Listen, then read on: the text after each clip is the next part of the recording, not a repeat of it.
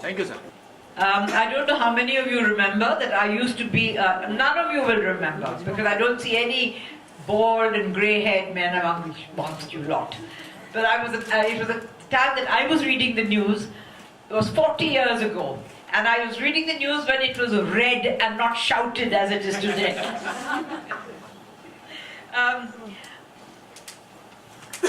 Following the act with those girls have performed before you is very, very difficult, because they were really charming and they spoke from the heart, and it was wonderful listening to them. But there are certain facts that I would like to share with all of you. 70% of Indian mothers consider menstruation dirty. Only 48% girls are aware of menstruation prior to puberty. Only 55% girls believe that periods are normal. 88% of menstruating women in India use homegrown alternatives such as old fabric, rags, sand, ash, wood shavings, newspapers, dried leaves, hay and plastic. And among those who used cloth, 60% changed it only once a day. Akshay Kumar and Balki have made this taboo subject so much in discussion with all of us, and it's brought awareness to all of us. And I would like to start my first question to Balki as to what made him, inspired him to make a film like this. The film actually started when Twinkle once met Mr. Arunachalam Muruganandam in some London conference. She came back and she told Akshay that we should make a movie on this. So Akshay called me and I met both of them. For me, it was like, I've known about Arunachalam Muruganandam. For me, I was always very scared to make a film on anybody's life. Forget what he did, because I was scared that whether I'd be able to do justice to his life. But what really kind of amazed me was, of course, his story, which I knew about. More importantly, it's the first film, mainstream commercial cinema, that could tackle a subject that nowhere in the world has been tackled in cinema. So that really kind of fascinated me, because we began this journey 2 years ago. And okay, I told Akshay, let me think about it, let me write it, because, and this was the beginning of the journey. Twinkle then wrote a short story of his life. I was writing a script. So when we finished the thing, we had two versions, both were written simultaneously. We had two different adaptations of his life. It's a strange thing of one man's life having two different adaptations, because both of us didn't know what we were writing. And this journey started, and really this happened when I first met Arunachalam Muruganandam. I was convinced I wanted to make a film on this man only after I met him, because the very first meeting, he told me something absolutely amazing. I went to his workshop in Coimbatore, and there he was, working with his machines. He was dirty, he was full of grease and everything. He had his khaki pants, white shirt. He used to sign blank checkbooks, okay, blank checks, and leave it in the corner. And when I looked at him, he said, and all his suppliers used to come, fill whatever amount they want, they take it and go. Okay, nobody would, there's no accountant, no bills, no nothing.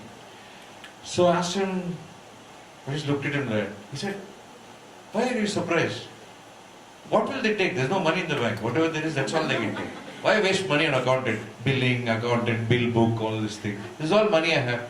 He's a man, besides doing something, besides caring for women, besides caring for women's health, this is the man who is a businessman who became famous by not making money. You know, in business, you see a lot of social workers, you see a lot of revolutionaries, of course changing, doing great things where money doesn't come into the picture. But here is an actual businessman who said his business model was all about not making money. Because if he made money, he wouldn't have a business. So try thinking of one man in the world who actually thinks of a business and to become famous in a business, not making money. That is amazing. Some of you may be wondering who the other people sitting in front of you are, so may I please introduce them to you. Anuja Gulati, who is the state coordinator for UNFPA in Maharashtra, involved in promoting adolescent reproductive and sexual health. short of, the anagram is Arsh. And on my left is Dr. Rishma Pai, who has been the president of FOGSI, which is FOGSI, Federation of Obstetric and Gynecological Society of India. Balki needs no introduction. We all know him now as Chini Kam Pa and there something, but and Sharda's already mentioned Ki or Ka, and now Padman. But let me tell you that before that, he still is, I think. Are you still the head of Low Lintas? Or have you retired from that? He was the head of one of the largest advertising companies, and his slogans, which everybody remembers, are things like Daag Acha Hai for Surf Excel, Jagore for Tata Tea, and Walk When You Talk, the little pug with the idea cellular. So Balki is a friend of everybody's now after having made Padman. And we have, of course, Dr. Sharda, you know, is the Director of Population First. And we have Shoaib Ali, who is the Director, Marketing and Brand Acquisition, who has promoted movies like Mary Kom, Ram Leela, Welcome Back, and Gabbar, among others. I'm sorry, I don't know your name. Rupa Naik is from the World Trade Center, and it's courtesy her that we all happen to be here, I suppose. That she promotes, she's the project head, she's the director of project heads over here. I would like to ask what Arsh does exactly, and how have you been able to be successful in it? What UN does, I guess.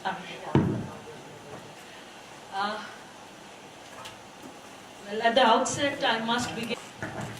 In fact, very good. I'm actually surprised by the number of people in the country who are so concerned and who are doing a lot of things.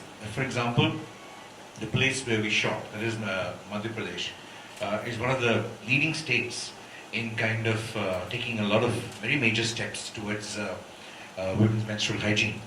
And we have been speaking to a lot of ministries. Yesterday, Maneka Gandhi had a screening for the Women and Child and Development Ministry, and a lot of doctors, a lot of judges, a lot of women social activists were already there, and they spoke.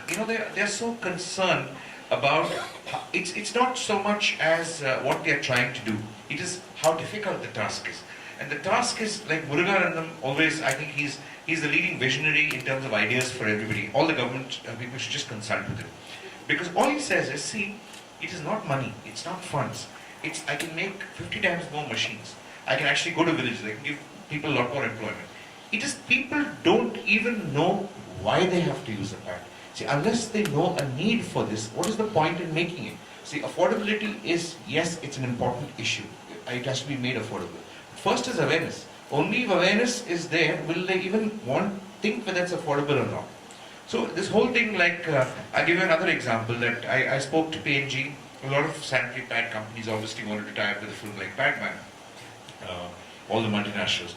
I told them one very simple thing. I said, we would tie up with anybody and free of cost, no commercials discussed. As long as you can give a pad for 2 rupees. Match Muruga's price and I'll tie up with you. None of them could do it. Because I feel that if you really want to kind of take treat it as a business. Don't be philanthropic. Treat it as a business. Expand your business. For expanding your business, should you be sampling it? For 1 year, if you give people at 2 rupees a pad, let them understand the necessity for pad. Go educate them. Do that. No bigger market for anything except sanitary pads. Not only in India, in a lot of parts of the world. So even as business sense, it makes a lot of business sense, because there's so many people waiting to get converted for something very, very good. And Maneka Gandhi told me another thing yesterday. He said, there is a lot of things about these pads. We are doing a lot of things. She wanted to tie up with people like Muruganandam to kind of take it forward. Another issue is disposal of sanitary pads.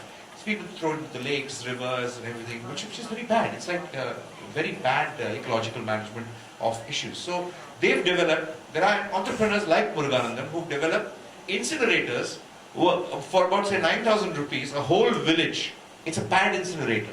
You know, you don't have to throw it in your fire because women have various issues of throwing it into the fire in which they're cooking their food. So various villages just contribute for 9,000 rupees lifelong without any power, without anything. They can just incinerate the pads. So there are, like women toilets, there are pad incinerators being established in every village.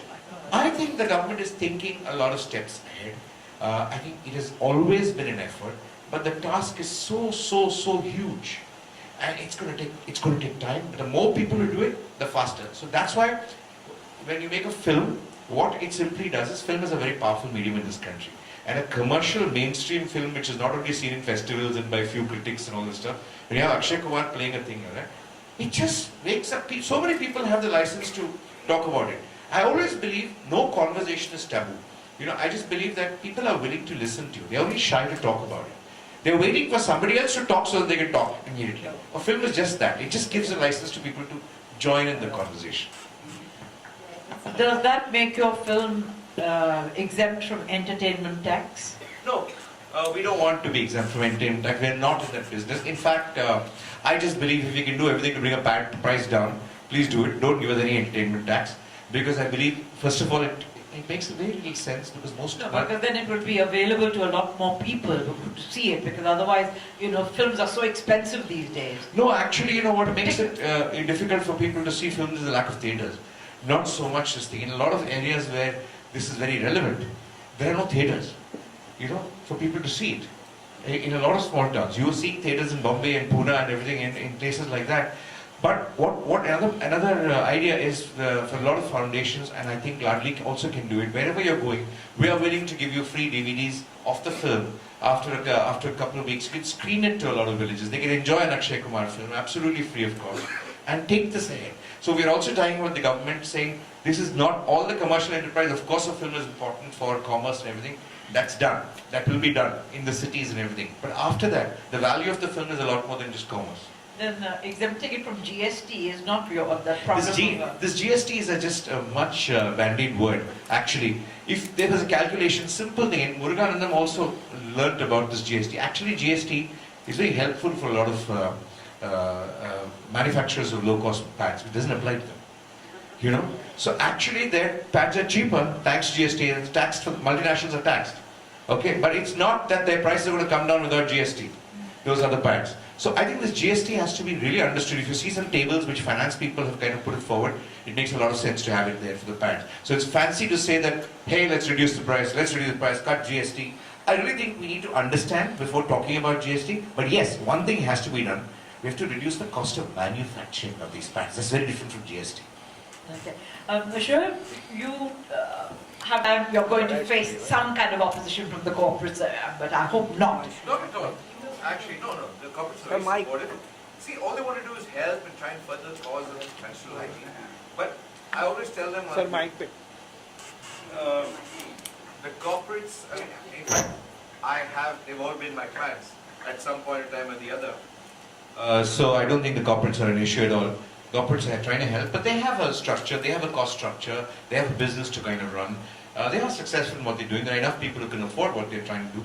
But they're not necessarily the solution for the problem that we have. So we've got the government on our side, we've got the corporates on our side, and we've got a great success for Padman and all of us. Thank you very much. Thank you so much.